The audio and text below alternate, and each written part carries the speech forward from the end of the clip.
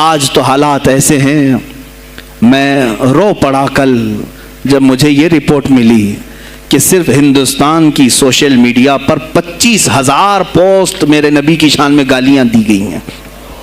25,000 لوگوں نے گستاخی کی ہے. تم بھی تو رات بھر انٹرنیٹ چلاتے ہو، پورا کا پورا وقت اپنے موبائل میں صرف کرتے ہو. جانا ہے تمہیں بھی میرے آقا کی بارگاہ میں، یاد رکھنا حضور پاک صلی اللہ تعالی علیہ وسلم کے دربار میں جانے والے ہو اور تمہارا کوئی عذر قبول نہیں کیا جائے گا. حضرت سعد بن ربیع کی وہ بات مجھے یاد آتی ہے، جنگ احد میں حضور کی حفاظت کے لیے لڑتے لڑتے میدان میں ایسے آ گئے تھے کافروں کے کہ آپ کے گوشت کے ٹکڑے اڑ رہے تھے، جسم کے گوشت کے ٹکڑے اڑ رہے تھے. میرے آقا دیکھ رہے تھے. شام کا وقت ہوا، احد کا میدان، ہوازیں، سناٹا، 70 لاشیں پڑی ہوئی تھی صحابہ کی. اللہ کے نبی نے پکارا، میرے سعد کو ڈھونڈو، کہاں ہے سعد، کہاں ہے؟ صحابہ کہتے ہیں ہم آواز دینے لگے، سعد تم زندہ ہو، رسول تجھے بلا رہے ہیں. حضرت سعد بن ربیع 7 لاشوں کے نیچے دبے ہوئے تھے اور سانسیں بھی چل رہی تھی، سانسیں چل رہی تھی. صحابہ نے جب آواز دینا شروع کیا کہ رسول پاک یاد کر رہے ہیں، وہیں سے وہ حرکت کرنے لگے. اندر سے آواز دی، اے جوانوں سعد زندہ ہے، میں یہاں لاشوں کے نیچے دبا ہوا ہوں. ہٹائی گئی لاشیں تو دیکھا ان کے جسم میں کچھ بچا ہی نہیں تھا، کچھ نہیں تھا، سب پھٹ چکا ہے. پیٹ کو تک چاک کیا گیا ہے، سانسیں باقی. سعد بن ربیع کہتے ہیں، اے صحابہ شاید میں رسول اللہ تک نہیں پہنچ پاؤں گا، حضور اونچے ٹیلے پر بیٹھے ہوئے ہیں، شاید نہیں پہنچ پاؤں گا، میرا سلام میرے نبی تک پہنچا دینا، حضور تک پہنچا دینا. لیکن آنے والوں کو کیا کہا جانتے ہیں؟ میں اے جوانوں تم سب سے کہوں گا آج کے حالات میں. سعد ابن ابی ربیع کہتے ہیں، اے صحابہ میں تو جا رہا ہوں، میری آخری سانسیں ہیں، لیکن اگر تمہاری آنکھیں چمکتی رہی، تمہارے جسموں میں جان باقی رہی اور میرے نبی پر اگر کسی نے انگلی اٹھائی اور گالی دی، میں قیامت کے دن اسے نہیں چھوڑوں گا. اور یاد رکھنا اللہ کی بارگاہ میں تمہارا کوئی عذر قبول نہیں کیا جائے گا اگر تمہارے جیتے جی تمہارے نبی کی ذات پر کسی نے کیچڑ اچھالا. حضرت سعد ربیع اتنا کہہ کر کے انتقال ہو گئے، وہ حضور تک پہنچائے بھی نہیں جا سکے. اے میرے عزیزو، اے جوانو، تم کیا سمجھتے ہو کہ تم دنیا سے اسی طرح نکل جاؤ گے؟ قرآن میں بھی اللہ نے کہا، ام حسبتم ان تدخلوا الجنت، تم یہ سوچ کر کے بیٹھے ہو کہ ہم جنت میں چلے جائیں گے؟ پیر صاحب کا دامن پکڑ لیا ہے، مجھے تو جانا ہی ہے جنت میں، پیر بخشوا دیں گے ہمیں. تم برس میں 1 مرتبہ 11ویں کر کے اور فاتحہ نیاز کر کے سمجھتے ہو اسلام کا حق ادا کر دیا. یہاں تمہارے نبی کی عظمت پر روز بروز حملے ہو رہے ہیں. آج کفر کھل کر کے آیا ہے سامنے، نہیں دیکھتے آپ؟ کفر کھل کر کے سامنے آیا ہے تعصب کے ساتھ. ہر شہر میں جاتے ہوئے گنڈے للکار رہے ہیں اسلام کے خلاف ہمارے ملک میں. اگر میں کھل کر کے آیا تو میرا کیا جرم ہے اس میں؟ میرا کیا قصور ہے اس میں کہ آپ بھی میں نہ بولوں؟ ہاں آج تمہارے پاس طاقت ہے، پاور ہے، جو کچھ بھی حسر اور رسوخ ہے، اس سے زیادہ کیا کرو گے کہ تم مجھے جیل میں بند کر دو گے؟ میں کل کی تفسیر میں بھی یہی کہا. ایک مولانا صاحب نے کہا کہ آپ اتنا بول رہے ہیں، آپ پر ایسے ایکٹ لگائے جائیں گے کہ زندگی بھر آپ کی ضمانت ہی نہیں ہوگی. آپ پر ایسے قانون لگائے جائیں گے کہ آپ کی زندگی بھر ضمانت ہی نہیں ہوگی. میرا دل یہ کہتا ہے، اے لوگوں اس طرح جی کر فائدہ بھی کیا؟ ایسی آزادی کس کام کی جس میں روز اٹھتے ساتھ میرے نبی کی شان میں گستاخیاں ہم سن رہے ہوں اور حضور کو کوسا جا رہا ہو، ہم کھاتے پیتے گھوم رہے ہوں. اس سے بہتر ہے کہ جیل کی کوٹری میں ہم زندگی گزار لیں، کل بارگاہ مصطفیٰ میں اٹھنے والا چہرہ تو رہے ہمارے پاس.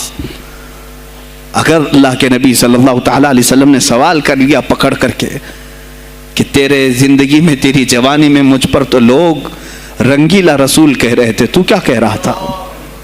تو کیا کہہ رہا تھا اس زمانے؟ تم کیا کہو گے؟ اے اللہ کے نبی میں مزدور تھا، میں کچھ نہیں کر سکتا تھا، میں غریب تھا، کام کاج کرتا تھا، میں کچھ نہیں کر سکتا تھا. یاد رکھو اس وقت میرے آقا تمہارے سامنے بلال حبشی کو لا کر کھڑا کر دیں گے. یہ کیا تھا بلال؟ یہ تو غلام تھا، اس کی پیٹھ پر سل رکھ کر کے پیٹھ گلا دی جاتی، تب بھی اپنی زبان پر میرا نام لینا نہیں چھوڑتا تھا۔ تم کون سی مزدوری کی شکایت لے جاؤ گے؟ بہانہ کرو گے اللہ کی بارگاہ میں، رسول کی بارگاہ میں بہانہ کرو گے؟ اے گروہ علماء، تم کو اللہ نے ممبر دیے ہیں خطابت کے لیے، اللہ نے اپنے رسول کا ممبر تمہیں دیا ہے، اس لیے نہیں کہ تم حکومت کی خوشامدی کرو، تم اپنے وقت کے طاغوتی قوتوں کی خوشامدی کرو، اس لیے نہیں، بلکہ آج تم سے قوم مصافحہ کر کے ہاتھ چومتی ہے صرف اس لیے کہ تمہاری زبان پر نام مصطفیٰ ہے۔ آج علماء کی جو عزت ہے صرف اس لیے، تمہاری پگڑیاں تمہارے جبے دیکھ کر کے قوم عزت نہیں کرتی، صرف اس لیے ان کے دلوں میں تم مچلتے ہو کہ تم مصطفیٰ کریم کی باتیں کرتے ہو۔ علماء کو جاننا چاہیے کہ تمہاری عزت نبی سے وابستہ ہے۔ آبرو ماذا نام مصطفیٰ است، ہماری آبرو، اقبال نے کہا تھا، ہماری آبرو نام مصطفیٰ سے وابستہ ہے۔ اگر اسی نام کو کسی نے چھیڑا تو پھر ہمارا جی کر مطلب کیا ہے؟ ہم کس کام کے؟ میں ایک مثال سے سمجھاتا ہوں۔ مسجد ہے، دیوار کے پینٹ کو اگر کسی نے کھرچ لیا تو ہو سکتا ہے معاف کر دیں، ہم اس کو چھوڑ دیں۔ کسی نے لکیر نکال دی دیوار پر، ہم چھوڑ دیں اس کو، لیکن میاں وہ ہمارے سامنے آ کر پلر ہلانے لگ گیا اور مسجد کا یہ پلر توڑنے لگ گیا، خاموش بیٹھو گے؟ اور اگر تم خاموش بیٹھے تو اس کا انجام کیا ہوگا؟ اس نے پلر ہلایا تو صرف پلر نہیں ٹوٹے گا، یہ چھت پورا سب کے اوپر گرے گا۔ آج ظالم کفار پورے تمہاری جڑ کو ہلا رہے میرے نبی کی ذات کو، سیدھے مصطفیٰ کریم کی ذات کو ہلا رہے ہیں۔ اللہ کے حبیب صلی اللہ تعالی علیہ وسلم کی ناموس کو ہلکے میں مت لینا میرے عزیزو، لاکھوں جانیں جاتی ہیں، جائیں اسلام پر، حضور اکرم صلی اللہ تعالی علیہ وسلم کی ذات کو ہلکے میں مت لینا۔ اور اگر انہوں نے ہلانا شروع کیا ہے اگر حضور کی ذات پر، حیرت ہو رہی، 25,000 پوسٹ تم میں سے کس نے کمپلینٹ کی ہے؟ سائبر کرائم کو کمپلینٹ کر سکتے تھے، ہمارے جذبات کو ٹھیس پہنچا ہے۔ ہم آزاد ملک میں رہ رہے ہیں، میرے نبی سے چھیڑ چھاڑ کیوں ہو رہی ہے؟ کسی نے آواز اٹھائی؟ کچھ ہیں اللہ ماشاءاللہ، کچھ علماء، کچھ وکلا اس کے پیچھے لگے ہوئے ہیں، لیکن میرے عزیزو ہر مسلمان کا یہ حق ہے، تمہاری نسبت رسول پاک سے ہے۔ اب انہوں نے ہلانا شروع کیا تو انتظار کرو، جس دن یہ چھت گرے گی عذاب بن کر سب پیچھے جائیں گے، سب اس میں گرفتار ہوں گے انشاءاللہ العزیز۔ ہم مہم چھیڑیں گے، ہم مہم چھیڑیں گے اس بات کی، اگر آج تم کثرت میں ہو تو اس کا کیا مطلب جو چاہے تم کر لو گے؟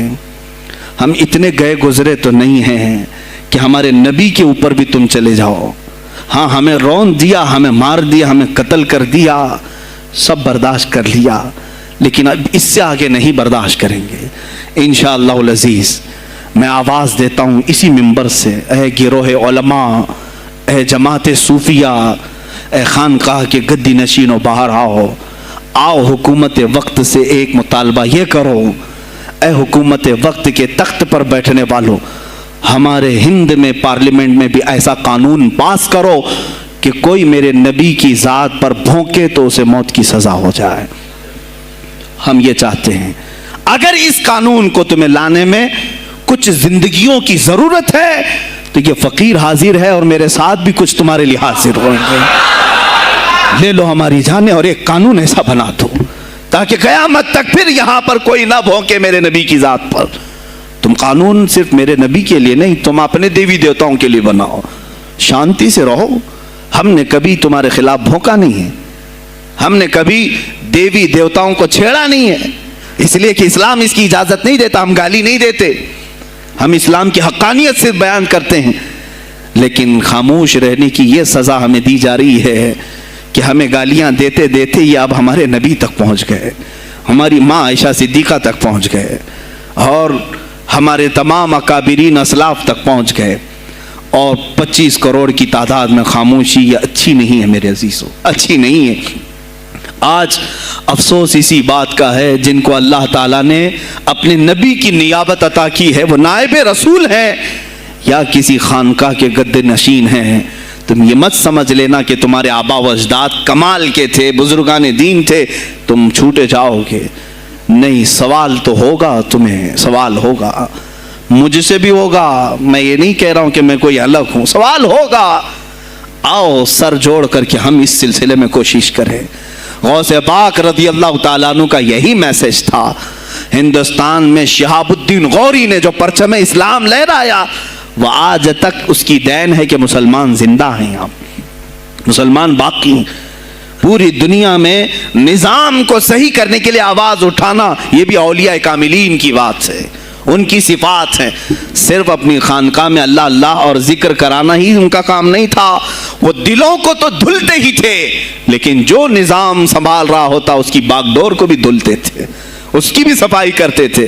تو اللہ کا ڈر رکھنے والا کرسیوں پر آئے, جو کسی کا خون چوسنے والا نہ آئے. عزیزان گرامی وقار, اپنے سیاسی شعور کو بھی بیدار کرو, سیاست کو سمجھو. تم کب تک استعمال ہوتے رہو گے؟ اب اس میں علماء کو بھی آنا چاہیے کہ ان کے سیاسی شعور کو بیدار کرے. تمہارے ساتھ آج جو کھیل کھیلا جا رہا ہے, تم ہر ایک کی جے وجے کرتے ہوئے ہر پارٹی کے پیچھے جاتے ہو. تم نے آج تک اپنا قائد نہیں ڈھونڈا, اپنا قائد نہیں ڈھونڈا. اور ان کو دیکھو, وہ کہتے ہیں کہ اگر پیٹرول 200 لیٹر بھی ہو جائے تو ہمارے قائد تو یہی ہیں, اس لیے کہ ہمارا ہم مذہب ہے, وہ ہمارے مذہب کی بات کرتا ہے. تمہارا کون ہے میرے عزیز؟ تم کسی پر متفق نہیں ہوتے, اور جو تمہارے لیڈر ہیں وہ کسی اور کے پلو میں چھپے ہوئے ہیں, ہاں کسی اور کی گود میں بیٹھے ہوئے ہیں. جا جا کر کے یہ سارے مسلمانوں کو کسی اور کے ہاں بیچ کر کے آتے ہیں. یہ سیاسی شعور بیدار کرو. مجھے معلوم ہے میری یہ باتوں کا سب سے زیادہ ایکشن کون لے گا, مجھے معلوم ہے. سب سے زیادہ کس کو کھلبلی مچے گی وہ بھی مجھے معلوم ہے. اسی لیے کہ میں ان سیکولر پارٹیوں کے بارے میں بول رہا ہوں جو چہرہ سیکولر بتا کر کے ہم آپ سب کے ووٹ لے کر کے چلے جاتے ہیں, اور پھر مجھے بتاؤ جن کو تم اپنا مسیحا سمجھ کر کے ان کے پیچھے جے جے کرتے گھومتے رہتے ہو, تمہارے مذہب پر آج کیا حملے نہیں ہوئے ہیں, کیا نہیں ہوئے؟ کشمیر آج تک جل رہا ہے. کہاں یہ کانگریس کیوں نہیں بات کرتی ہے جو پورے مسلمانوں کی مسیحا ہے؟ کہاں ہے وہ سماجوادی, وہ بی ایس پی, فلاں فلاں فلاں جو پارٹیاں جن میں سب مسلمان جاتے ہیں؟ کیا ان کو اتنا بھی شعور نہیں کہ وہ پارلیمنٹ میں اس کے خلاف بات کریں, کہیں کہ یہ مسلمانوں کے ساتھ ظلم ہو رہا ہے, ہم ان کے ووٹ لیتے ہیں؟ نہیں بات کریں گے. یہ صرف اور صرف تمہیں استعمال کرتے ہیں, اور انہیں معلوم بھی ہے ہم نے ان سب کو خریدا ہے, ان کے لیڈروں کے منہ میں اپنی زبان رکھی ہوئی, یہ کوئی بولے گا نہیں, انہیں معلوم ہے. تمہیں یہ اندازہ نہیں میرے عزیزو. آج میں بولوں تو لوگوں کو تکلیف ہوگی. کشمیر کے ایسے حالات ہیں, رو رہے ہیں وہاں پر. ایک مولانا ہیں, مسجد کے امام ہیں, انہوں نے کہا, باضابطہ حلفیہ کہا نوجوان میرے پاس نماز کے لیے آتا تھا, اس نے یہ کہا کہ حضرت کیا سوسائڈ کرنے کی اجازت ہے؟ کہا کیوں؟ کہا میرے گھر میں کچھ لوگ داخل ہوئے, میں ان کا نام ذکر نہیں کر رہا ہوں, کچھ لوگ داخل ہوئے, مجھے ہاتھ باندھ کر کے کھڑا کیا, میری ماں اور میری بہن کو ننگا کیا, میرے سامنے کپڑے اتارے اور ان کی عزت لوٹی, اور اس کے بعد مجھے ہاتھ کھول کر کے چھوڑ دیا. مجھے بتائیں اس کے بعد بھی جینے کا کوئی مقصد رہتا ہے؟ مجھے بتائیں اس کے بعد بھی جینے کا کوئی حاصل ہے؟ یہ سب تمہارے ساتھ بھی ہوگا. جہاں میجورٹی ان کی مسلمانوں کی تھی وہاں یہ ننگا ناچ کر کے دکھایا ہے, تو یہاں تو تم بہت قلت میں ہو, تمہارے ساتھ بہت کچھ ہو سکتے ہیں اب بھی اگر خاموش رہے. اسی لیے میں بار بار کہتا ہوں, اٹھو وہ گھر نہ حشر نہ ہوگا پھر کبھی, دوڑو کہ زمانہ چال اپنی چل گیا.